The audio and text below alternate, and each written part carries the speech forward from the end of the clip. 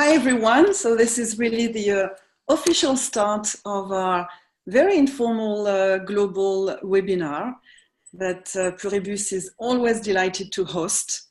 It's an initiative that we took a couple of years ago when we celebrated our 10th anniversary as an organization, and our gift was really to offer a free monthly webinar to address different inclusion and diversity topics.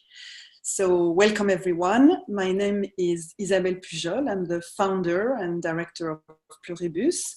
Pluribus is a global consultancy, really committed to support individuals, teams, organizations to succeed through inclusion and diversity. So very delighted. Today I am in Amsterdam in the Netherlands. So I'm happy to be with my dear colleagues and friends, Cécile Masson, who is one of our senior Pluribus associates. So what a great opportunity. And very happy to welcome our host, Nicolas Deuschel. Nicolas is a senior Pluribus associate. He's based partly in Zurich, in Madrid. And we have our special guest today, Kris Gunciarz, who is a managing partner at VAT. So we will hear more about the story about inclusion and agility. The one thing I'd like to say in terms of logistics before we actually really start into the real subject, this webinar is going to be recorded. So you will have access to the video clip on our YouTube, Pluribus News. There is a possibility to ask questions in your Zoom. If you look at your screen on the bottom, you have an icon where you could post questions. So we will make sure that we are checking whether there are some questions. And then maybe the last thing is to say the webinar is lasting 1 hour. So nearer the time, I'll be also a timekeeper, and I'll make sure that we complete the conversation, at 3:30 Brussels time. So delighted to hand over to Nicolas and Kris. I think this topic of inclusion and agility is something that is probably resonating in your respective worlds, teams, organizations. As we all know, the world is going very fast. We are now, in a very quick way, obsolete in the way we are making decisions, the way that we are creating new businesses, and it's very important to connect the link between being inclusive, which is about having the capability, having the willingness to value all the different facets of diversity, to get enriched by the diversity of perspectives. It's a necessity to make the link between inclusion and agility. So, Nicolas, very happy to hand over to you, and really curious and intrigued to see how this conversation is going to take us all. Thanks a lot, Isabelle. And as Isabelle said, I'm here with Kris in actually a very agile place. We're here in the Berlin factory. I don't know if you know that place. It's actually, Kris, you can explain. So Berlin factory is a place where a lot of companies work together. I think they do have about 2,500 members at this point, and over 500 companies working together as a kind of a community. And primarily those companies are startups, but at the same time they work also with corporates that are located in here. And there are different corporate companies, for example, Audi or Deutsche Bank, working basically hand to hand with startup companies.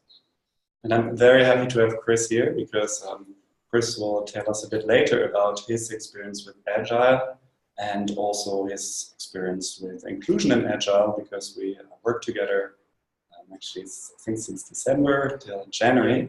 And and also give some insights as him as a founder and managing partner, I think now from 2 or even 3 startups what he thinks is important now in inclusion and perhaps why the traditional diversity models might not work. So thank you very much, Kris. Thank you. And as you see, we have actually people working behind us, so it's a great place to start the topic. I will just share my screen. I have a little presentation deck, but it's actually just supportive. So yeah, so let's share the screen. And so you should see the screen now. So the idea is really to talk about what Agile is and why it's important, and then to see how inclusion could drive that. And before, and actually, I guess you see now the small screen here, so we put you away. Before I start about Agile, I want to talk about my experience with Agile and how I first got into that. And why I'm interested in that from an inclusion point of view. So a long time ago, I worked in a consulting project with a partner, a pretty important consultancy company, and he had this new idea of having agile and lean team management. And what that meant is every morning at 8 a.m. we had the little call to his office, in front of his office, and it would be, okay, Nicolas, so how do you feel right now? Okay, and you get a little smiley face. Next to it, how were your work tasks yesterday? That's not that good. Okay, let's give a middle smiley face. What will you do to improve till the next 24 hours? Thinking about, no, that's not that good because it has to adapt to this agile methodology. And what about you, Sabrina? I'm making up this name. You, okay, but you didn't work yesterday. Okay, this is not supposed to be. This is an agile lean company. We are very inclusive here. That was the idea. We are very inclusive here. You can be whoever you want to be. We accept everyone. We don't care. We don't discriminate anyone. As long as you work as I tell you, do exactly how we do it, rigidly comply to our performance policy. Actually, just be like us. Be the same. Then you are included here, and we don't care about your difference, and then we will be agile. So that's actually also why I took this picture on the right side. It was you basically can be agile and lean in an environment where you can, as you think you are, but you have to be exactly the same as someone else. So obviously this is, let's just go to the next slide, not agile or not the best way how an inclusive agile should be. So that's why I want to talk about here in this talk and in this small webinar. So first I will quickly go on why we are here. So why do we need this agile at all? And I will ask Kris some questions, how he does it and how he sees that. Then how to do it. So how can inclusion actually support an agile work environment or an agile workforce? So can we actually use diverse inclusion to promote agile and help the company to move forward? Then specifically what is needed, and then considering time, I will give 3 very quick cases of previous work just to highlight how this actually looks like, because it might be a bit hard just to think about concepts. Also, I want to make this a bit interactive, but before we start and jump in, so let's actually ask Kris. So Kris, I just talked about it a bit. So you are actually, or you founded a digital agency, right? Can you tell me a bit more about your agency? Right. So yeah, I'm a partner at the agency. I haven't founded it originally. It was basically I'm a partner since basically the beginning of the company. The company has been founded about 8 years ago now. And the interesting part about it is that it is a completely remote company. Meaning that we are 30 people working together, plus a bunch of freelancers also working with us, and the company works completely remotely. So we actually don't have a single office. I work from Berlin, we have other people working in London, in Brussels, Antwerp, Warsaw. The person that is more the furthest from the Central Europe is, I guess, in Turkey. So we have a bunch of people there.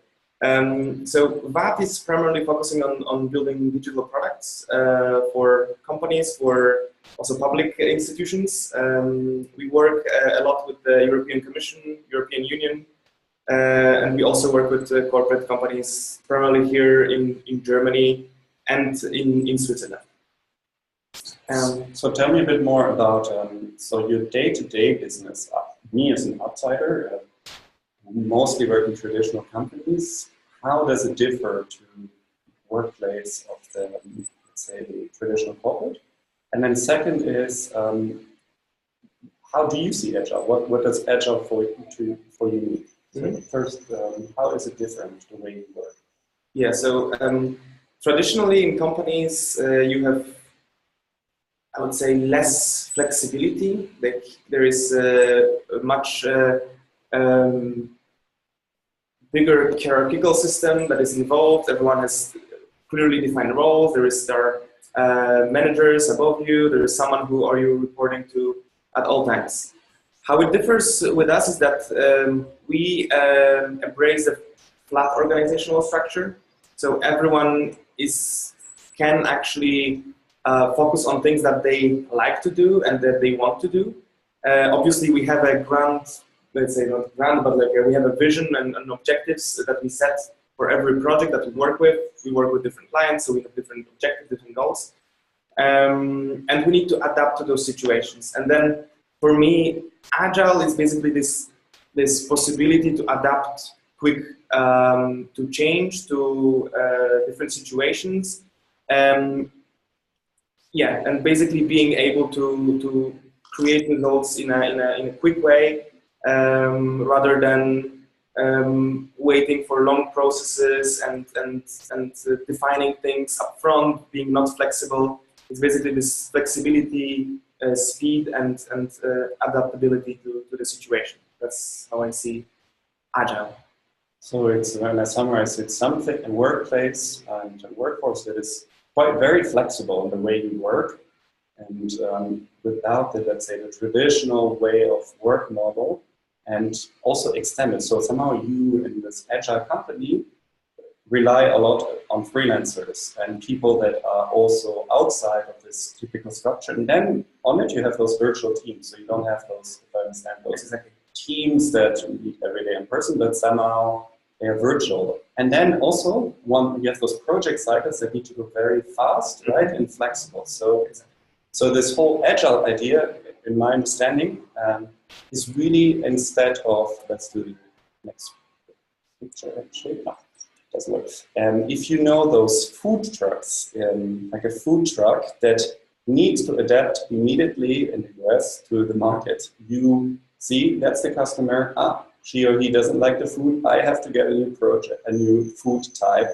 They're gone. I move away to the next type of customer. I am small, but now I need someone, so I get someone else on board who helps me prepare the food. So that's something very fast-moving, untraditional. And just to make clear, in this webinar, I will not talk about, in general, the Agile methodology of working, but more like why companies are moving towards this Agile work model and how inclusion can help that.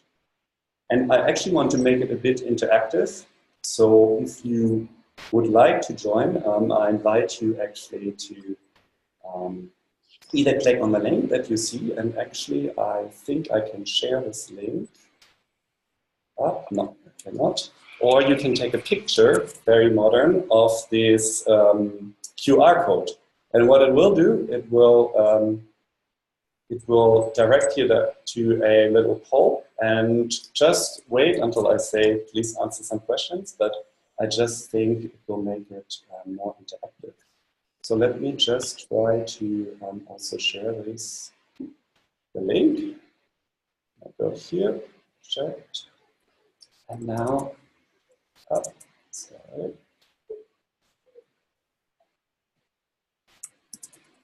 And so Nicolas, we are just taking a picture of the the phone with the coding, and then we are just clicking on it. Great. Mm-hmm. So I give you like a minute or two to get it on with it. And in the meantime, I can actually have the link as well.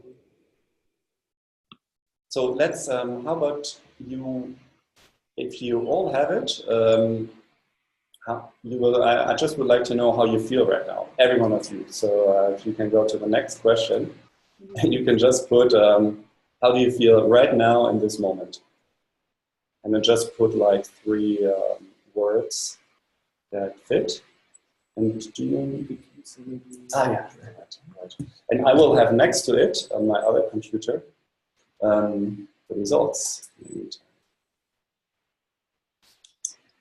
Give us just 1 second so we can try.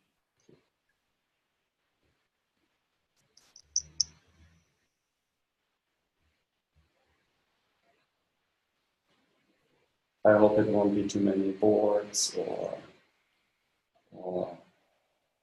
I'm interested. So let's see. Please don't forget to write enter.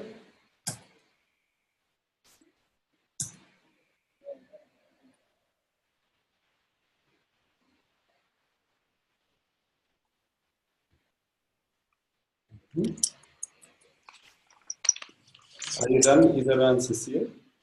Yes, so we have put some words. Great, I see we have some responses. And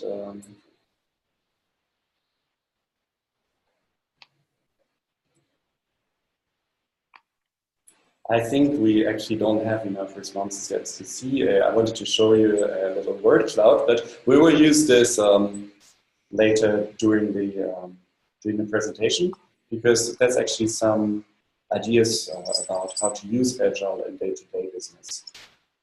And I will come back to that later. So if you would like to keep this browser open. Nicolas, I've got some message from some participants who are saying that they have filled in. Okay. Then it could just be that the system, which I tested before, is too slow to give me the results. Let's give it one more time.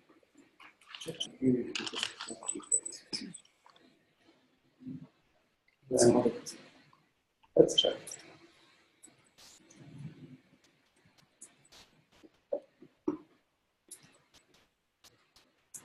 I will just try one more time, and if not, we just move on. I don't want to keep you waiting for this.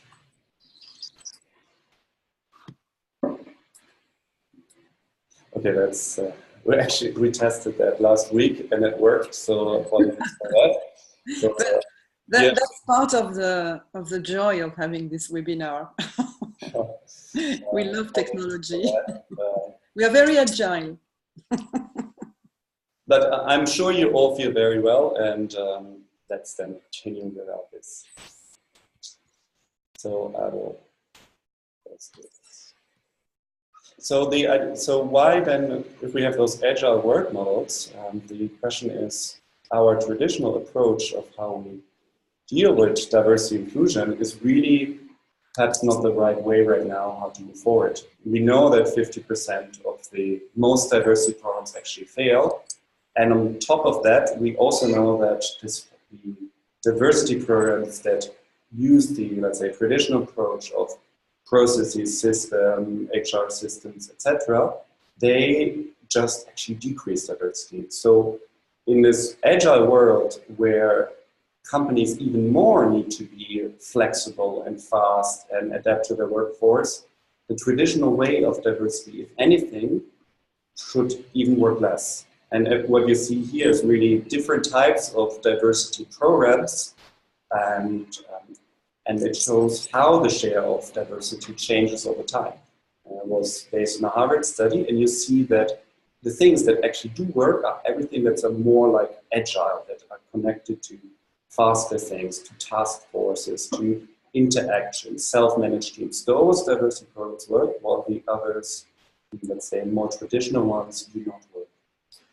So overall, that actually then means that to build inclusion or to have an inclusion workforce, we need to move away then from this view on we are different. We have a diversity program that is based on general categories. You're a man, you're a woman, or diversity matters because it has to fulfill policies, HR policies, or it's sequential in a sense. Today I do this, tomorrow I do this, in 1 year I do this, towards inclusion and diversity that is focused on the uniqueness.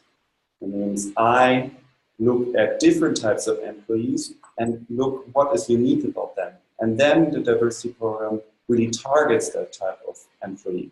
So not because you're woman or man you will have this type of diversity program, but because you as a unique employee have different needs.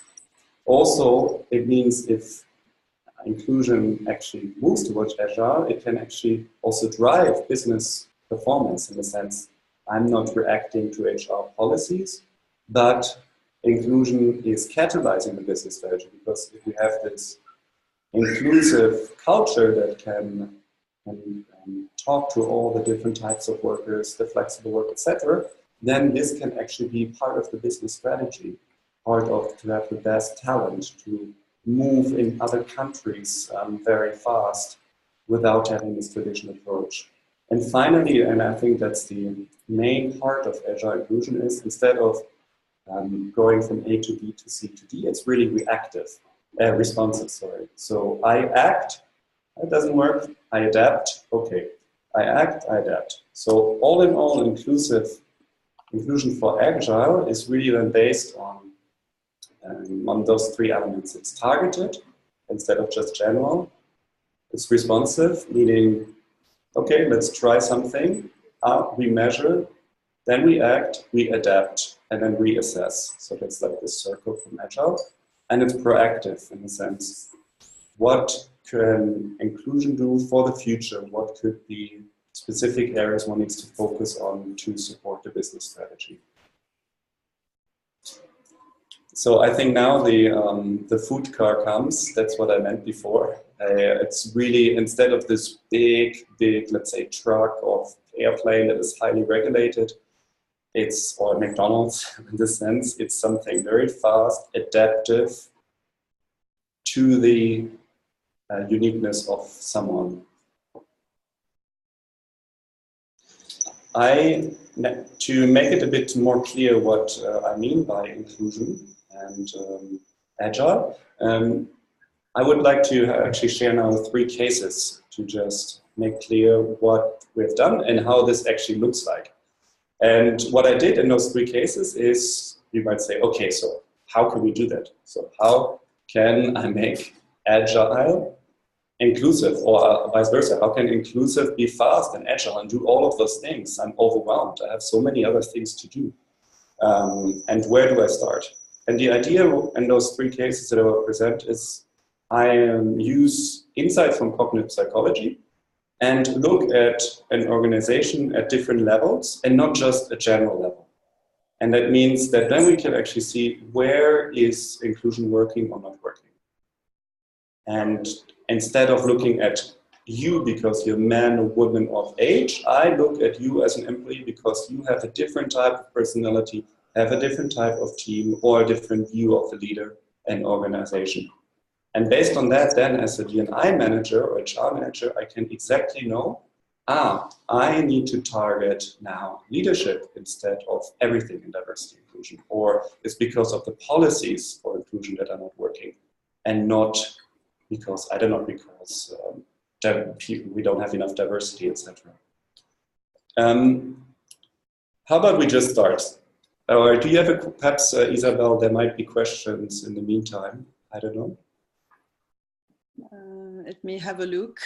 At the same time, I'm just saying that we're having some connection problems. I mean, it's coming in and out. So I hope, yeah, I mean, so the one question that some people have is around the connection between agility and the way that Kris, for example, was describing his organization and generations.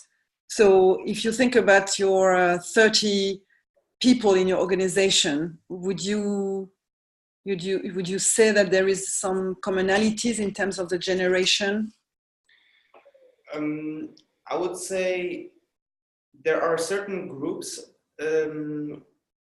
generation groups, let's say. There are people that are what you would consider them millennials, for example. Then there are the older generations of people working, but in the end, everyone works together. So in our case, basically the environment is created in a way that there is no separation that, okay, these people, they don't know how to, for example, manage certain online tools because they are not used to them, while the other employees who are younger, they or from basically different generation, they know how to do it. It's all kind of put together. So I wouldn't say that there is a huge difference if you create an environment like that. Then basically anyone who joins the company is already part of the organization. They are not segregated per generations or per different groups. They're rather all part of the same company. Mm-hmm. Thank you, because I really believe, and based on the conversations that we have in various organizations, especially when we are running and facilitating workshops, and we talk about generation, and especially the baby boomer, I would say, generation, there are so many assumptions and so many stereotypes that are very present, that especially people from that generation would be less agile, and it could create some conflicts or some. Definitely, but it is part of the mindset, I would say. It's with some people you would definitely see the things that you would consider stereotypical, they are visible, but in other cases that's not really the case. If people feel like they can do certain things, and let's say they can do things that people do in the let's say the youngest generation now, and they are from like few generations before that, they can still do it, and that's not that shouldn't be a big problem. And I guess that segregation also is kind of holds people back if they think about it in that way. Mm-hmm. Thank you. And I think Cécile has an additional question. Yes, I was wondering, Nicolas and Kris, if you have any background on how the educational background is of the people present in your team, because in many institutions and the organizations of government as well, many are highly educated and not taking into consideration the people who have had the less opportunity to be trained as professionals. I was wondering how the mix looks like in your group. Actually, that touches on my first case that I wanted to share with you. Oh, great. So give me like 2 minutes and it actually will be part of the solution. And actually also what you asked Kris actually also touches on the first case, where we looked at fast-growing startups. So you mentioned it's a startup that really went from 20 people in 1 year, then next year 50, then the following 100, and now it's about 300. So every year it doubled its people and also its revenues. Doubling. So extremely fast. It's a fast-growing startup, high technology in the financial service part. And the question is why I got to ask there was, why are our young people leaving? So the management team had the feeling we are giving all those young people, those millennials that need different needs, those jobs, and within 1 year they're gone. Please help us. And I guess it's because our inclusion doesn't work, and we want to have young people because we have so many older people and we need the young people for more skills. So that was more the challenge. And the challenge was for this fast-growing company, this traditional diversity approach where which was used is where you have a questionnaire, and then 6 months later you have a solution, and then 1 year later you have another, you have an intervention, and then you have, it goes through the budget, and then it gets through. It just didn't work. It was too slow for it. And we got in there to find out what's going on. And the first thing was that we built a diversity task force. And the idea was to move away from this okay, it's just an HR initiative or a D&I initiative. We're very lucky that the CEO was backing it with his management board. And he was willing to have every month, every 2 months, an updated meeting. So a very agile, fast, for diversity, fast approach where we, as this task force, need to give updates on a monthly or 2 monthly basis. And this task force was not only HR, but it was a mix between HR, people from the business, someone who was the right hand of the CEO, plus me, and trying to find out what's going on with monthly or bi-monthly status updates and then suggestions. And the first thing we saw is that when we asked the employees, we looked before at what the company did, they had this questionnaire, which is very typical, I guess. It was, how diverse or inclusive is company A, B, C? Do you think this is a work environment where people can show their full diversity?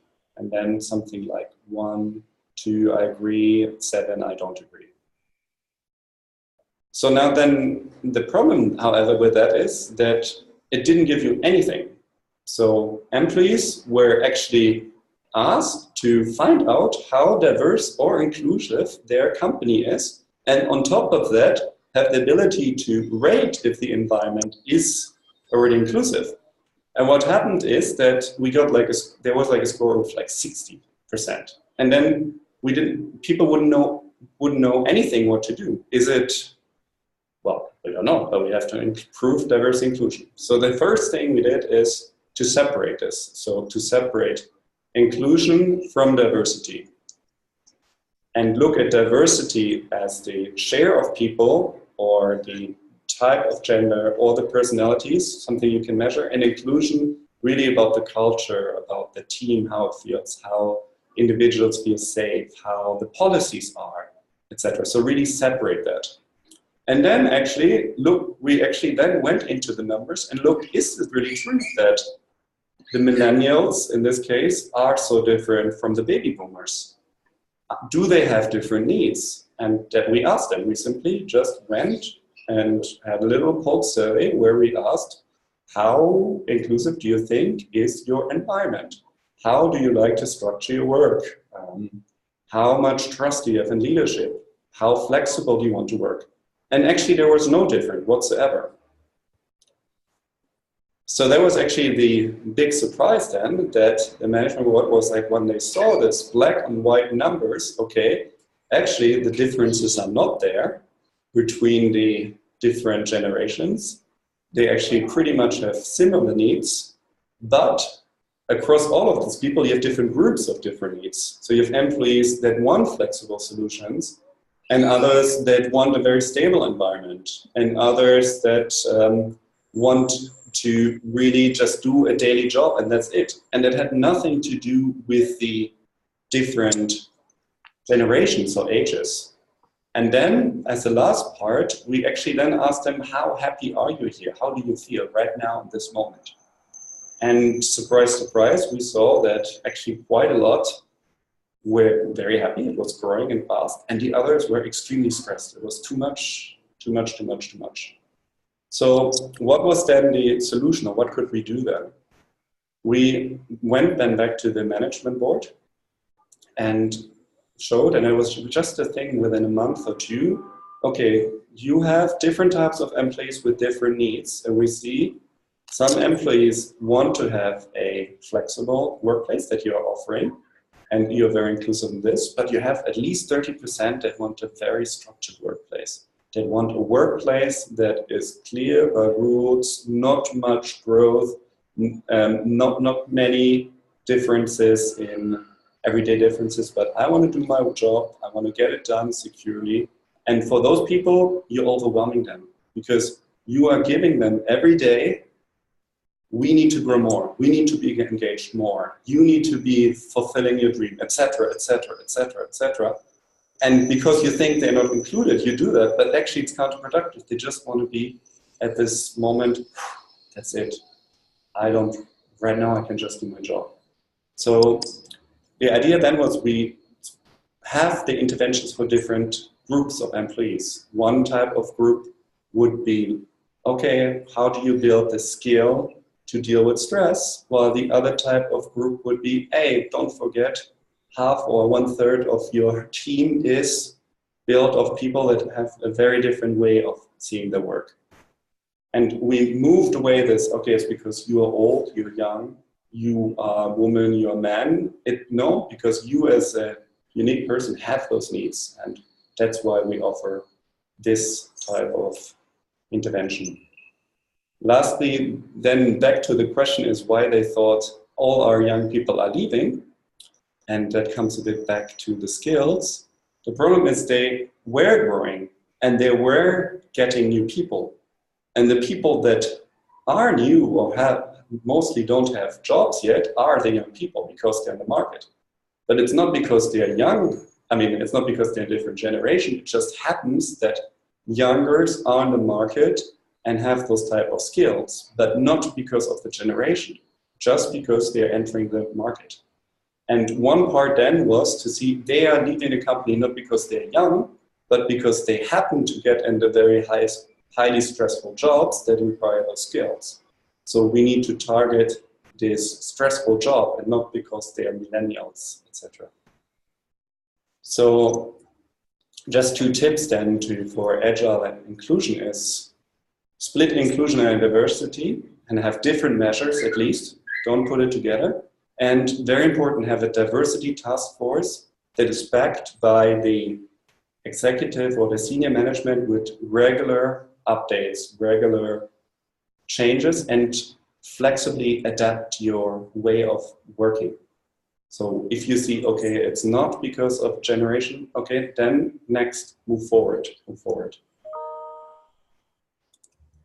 A second case, and then I will have some questions, and then we move to Kris. Actually, yes, we have time. There was a very different case. It was a high-tech company that was taken over by a private equity firm.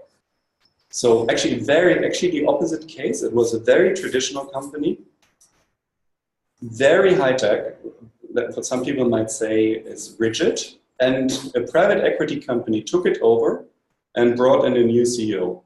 And the CEO tried to include all the people into the change initiative. Because he was, I am inclusive, I want people to stay, and I want to upskill you so we can deal with this change, this restructuring. And for that, I want to change the policies. I want to know what to do. The problem though was that when he asked the people about how do you like your company, everyone seemed to love it. But at the same time, you could feel that something is wrong because things didn't get done. So it was like people just gave up at some way, but said they loved everything. And he wanted from us to know, what can I actually do? Where can I target? Who can I target and what to do? Do I start by, I don't know, involving everyone? Do I start by changing leadership? Do I start by building new policies for flexible work and inclusion? Where do I start? It's just, I need to get this change done. And what can I do? So the solution was that we first went back to why are people saying they're engaged and actually asked what type of engagement is it? Because engaged again is such a big, big thing. And we found out actually they're engaged because they love their job. They love their job of having a super high-tech company. They identify with it, but actually they don't like their workplace where they do it. So this whole engagement was overshadowed because they identify with their job, but actually not at that workplace. So It's an opportunity, but also a challenge. So we knew, okay, something needs to happen to include people so they feel included in the workplace. But you don't need to give them more feeling of being involved for their mission or vision or take ownership.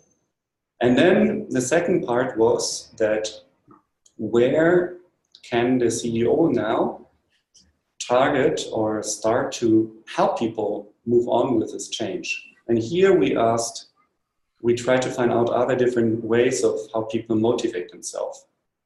And what I mean with that is, actually we can try it right now. And I mean, we won't use unfortunately, the solution that I wanted to try, but imagine yourself all, if you have a goal, and a goal that is extremely important for you, like really think about a goal at work, and someone would tell you suddenly, no, sorry, it's not going to work. How would you feel?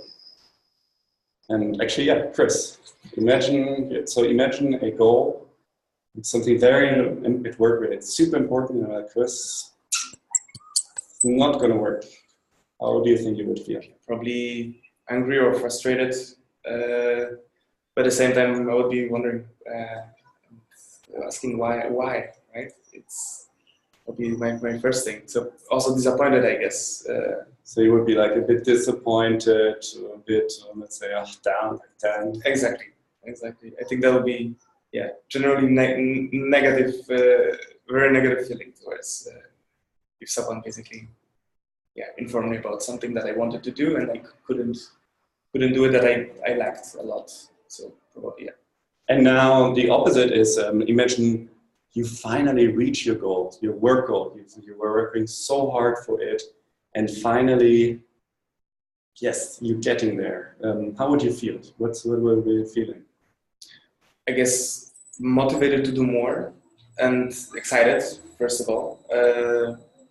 And generally, yeah, I would say generally excited and happy that I achieved things that I wanted to achieve, and motivated at the same time to do more things that bring that feeling in the end.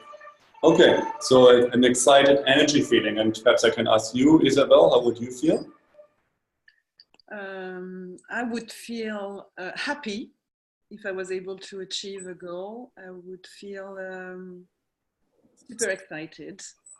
So excited. And willing to do more. It would be an opportunity to say, oh, maybe I could do more. And you, Cecilia?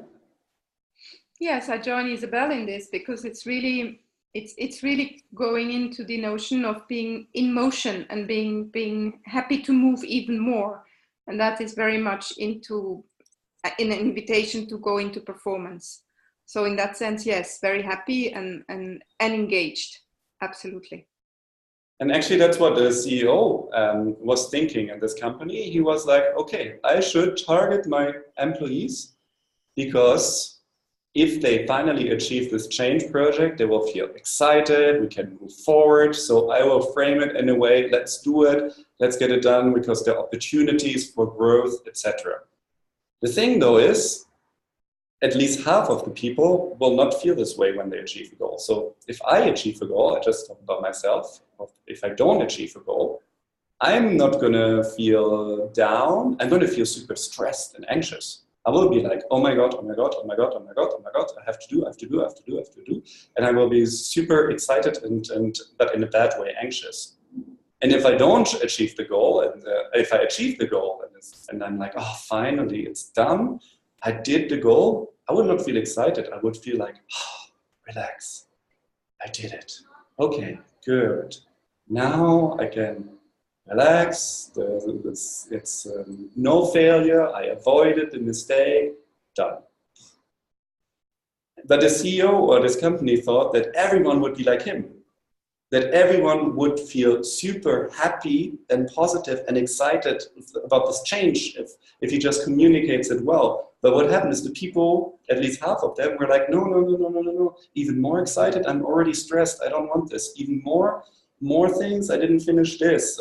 I just want to be secure and get my stuff done. And I want to know exactly how this change is going to happen. I want to know that my job will not be lost. I want to be included and have the safety that my voice counts. But I don't care at all about this being involved for more.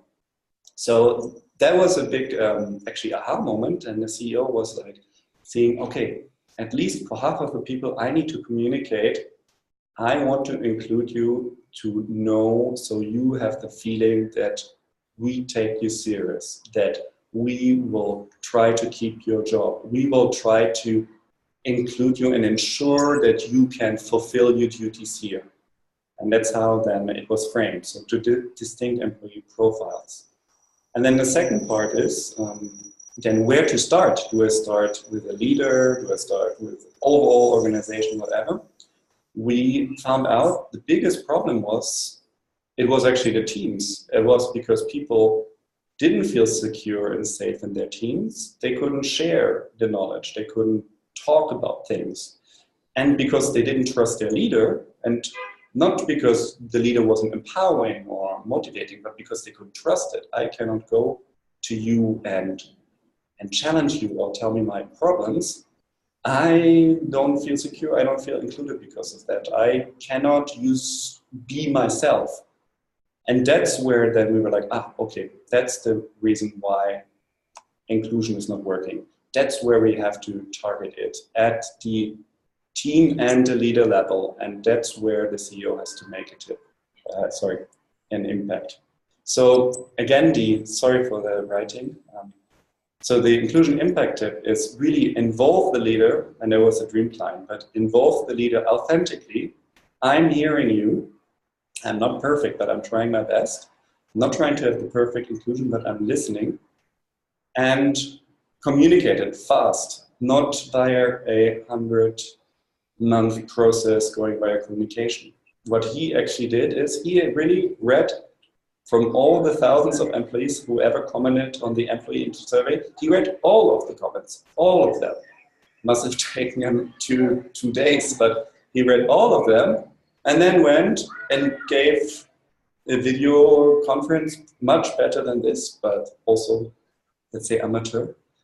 And where he said, I listened to you, I read them, I'm also a person, I made mistakes, I read them. And then second is, okay, now we start with one targeted inclusion intervention at the team level. And then later, leadership trust, and not everything at the same time. Cool. So the last case would be Kris, but before I would take some questions if you have some or anyone has some. Well, thank you so much for already sharing these two very concrete case studies. Just as a timekeeper, looking at my watch, and it's already nearly 3:20. So maybe it's worth having Kris sharing his experience. Yes, we can always answer other questions by email. So if anyone has specific questions that they want to follow up, they can easily send us emails, and we can follow. Perfect. So I would just give how I saw it, and you correct me because now you're next to me, so I can't say something wrong. So the idea was to look at Kris company, which is a very young in the sense of the way how work is structured. So very modern way of working with unique challenges, because first it's digital, and it's a digital agency. So it's a very specific, highly skilled product with highly independent workers, right? So people are extremely independent. And the second part, where I had the challenge, is on first view, everything seemed perfect. I mean, really, I saw the scores and engagement was like 80%. People loved leadership. People wanted to stay. And it was like, okay, even on inclusion, people love the culture. So what else can we do? So what can be done? But then at the same time, the challenge was that this traditional inclusion approach or the traditional HR structure, or even asking about policies, about ways how diversity is incorporated in the company, didn't really work that well, because somehow you have the virtual teams, right? You are spread around, you have low hierarchies. So yeah, that was it. Am I correct? Exactly. That's very, very correct. So that's but let me just say what I saw, and then you can say what you then did after it. And perhaps you can tell us also how your day-to-day business is, that you have actually this high feeling of inclusion on this agile workplace. Of course. So again, what we did is we went to the employee work profiles and we're like, okay, if we don't have problems yet, so at least think about the future. Perhaps something might come up. And we asked people about how they are motivated at work and also how they think. So I can actually all ask you, and you don't have to tell me the answer, but if you think about the goal, again, really an important goal. Do you see all the steps it takes to get to the top of the mountain? Or do you see the mountaintop? That could be one, so the big mountaintop. And then again, another one would be, if you see the forest, do you see normally the trees or the forest? And at Kris, we saw actually you have lots of people that see one type, so they more see the holistic picture, which worked great actually, because you needed that for this agile thing, agile work environment. But there was not that many people, right, that were very concretely thinking. So the idea was then, perhaps you might want to also, in recruiting or in general, think about, we might need this other type of people as well, because perhaps we select similar people like us. And then finally, one thing what I also saw is we asked about inclusion and the policies, and one part that was not that strong, and I guess it's because you have virtual teams, is this feeling of, in my team, I can say what I want. I can share my ideas. And that seems very important, because we did an analysis, so we actually looked at what is the biggest influencer of creativity in the company.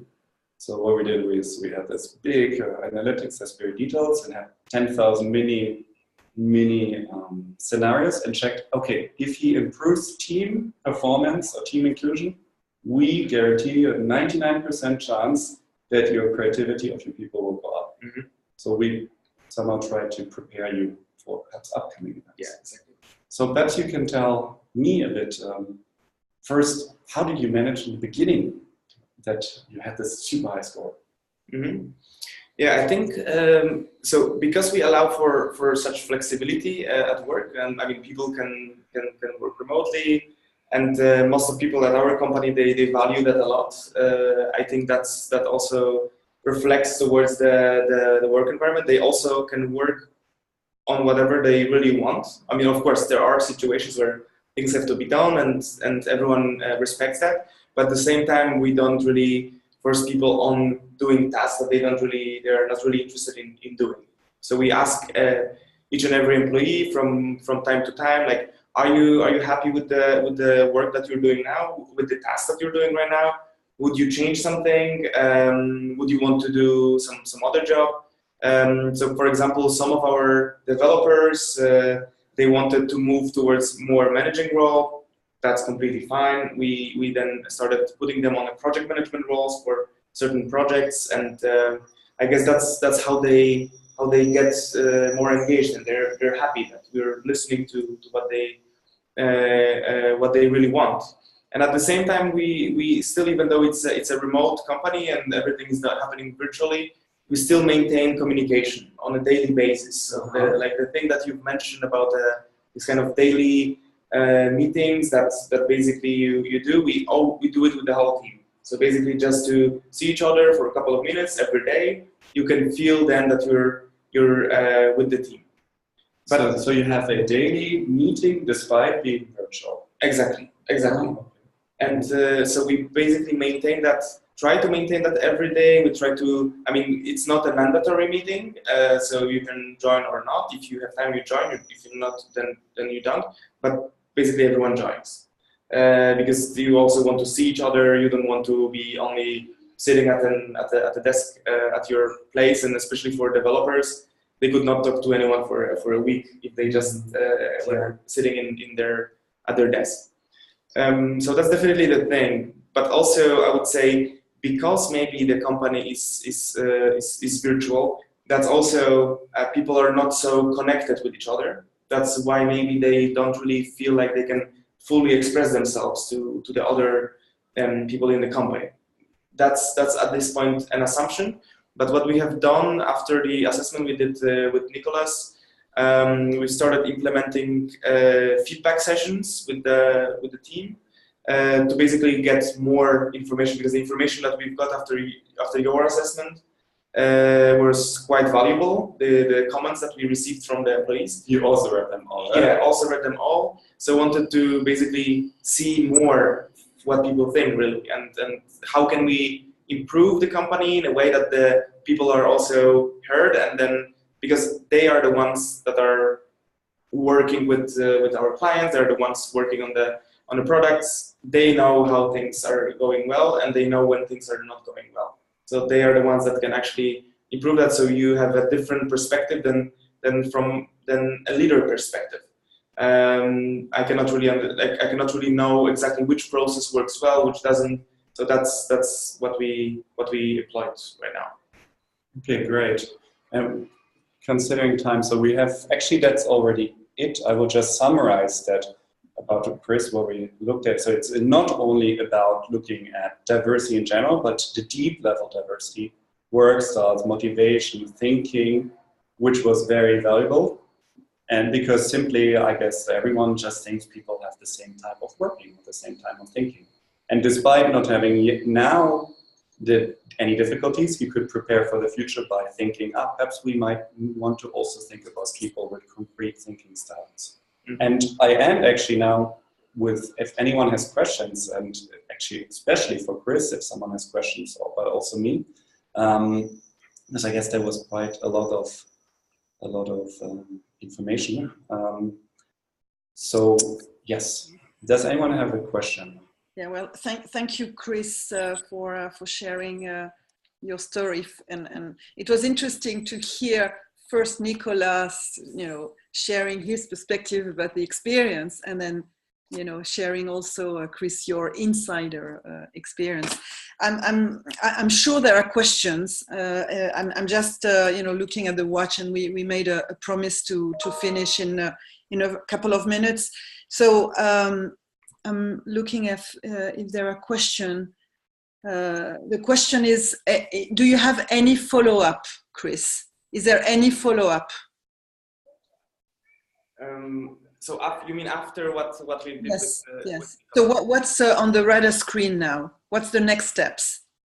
Right, so the next steps for us are primarily, like I said, we're listening more to basically what our employees really want. At the same time, the part where what we have discovered that people are really a little bit afraid to speak up, we try to solve it basically now through those feedback sessions and understanding really why is it like that, how can we improve it.